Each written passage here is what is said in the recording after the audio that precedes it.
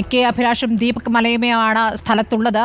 ദീപക് മലയമ ഇപ്പോൾ സതീഷ് സൈനി MLA-ക്കൊപ്പം അങ്ങോട്ടേക്ക് തിരിച്ചിരിക്കുകയാണ്. മാധ്യമപ്രവർത്തകരുടെ സംഘം അങ്ങോട്ടേക്ക് തിരിച്ചിരിക്കുന്ന ഒരു ലോഹ സാന്നിധ്യം കണ്ടെത്തിയെന്ന പ്രതീക്ഷയുടെ ഒരു തുമ്പ് ലഭിച്ചിരിക്കുന്നു എന്നുള്ളതാണ് ഈ ഘട്ടത്തിൽ നൽകാൻ കഴിയുന്ന ഒരു വിവരം.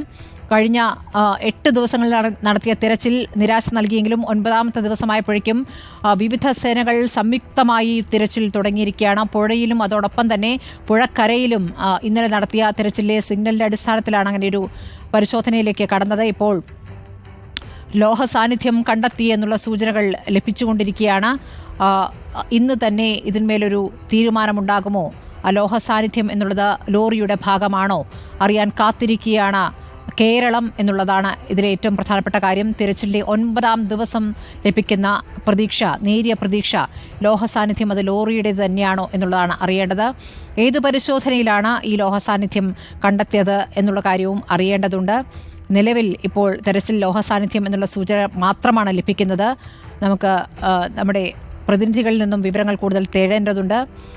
ഇന്ന് രാവിലെ മുതൽ സംയുക്ത പരിശോധനയിലേക്ക് കര നാവിക സേന കടന്നിരുന്നു. കഴിഞ്ഞ ദിവസങ്ങളിൽ നിന്ന് വ്യത്യസ്തമായി കരസേന അത്യാധുനിക സംവിധാനങ്ങൾ എത്തിച്ചുകൊണ്ടാണ് പരിശോധനയിലേക്ക് കടന്നിരിക്കുന്നത് എന്നുള്ള പ്രത്യേകത കൂടിയുണ്ട്.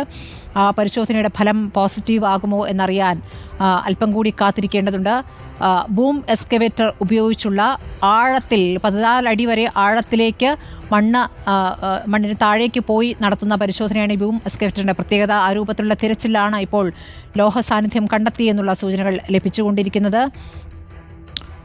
പ്രതീക്ഷിക്കാമോ ഇപ്പോൾ എന്നുള്ളതാണ്. ഈ എക്സ്കവേറ്റർ ഉപയോഗിച്ചുള്ള പരിശോധനയിൽ ഒരു പോസിറ്റീവായ റിസൾട്ട് ലഭിക്കുമോ എന്നുള്ളതാണ് അറിയേണ്ടത്.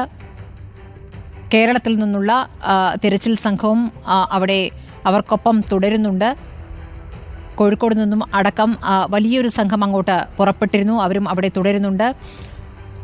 തിരച്ചിലിൻ്റെ 9ാം ദിവസം ഉച്ച കഴിയുമ്പോൾ ലഭിക്കുന്ന സൂചനകൾ പ്രതീക്ഷയുടേതാണോ എന്നുള്ളതാണ് അറിയേണ്ടത്.